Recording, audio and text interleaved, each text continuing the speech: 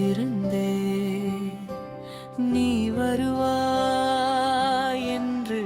என் உள்ளமெல்லாம் உன பூட்டி வச்சே என் உள்ளத்தில் உனக்கொரு கோயில் கட்டி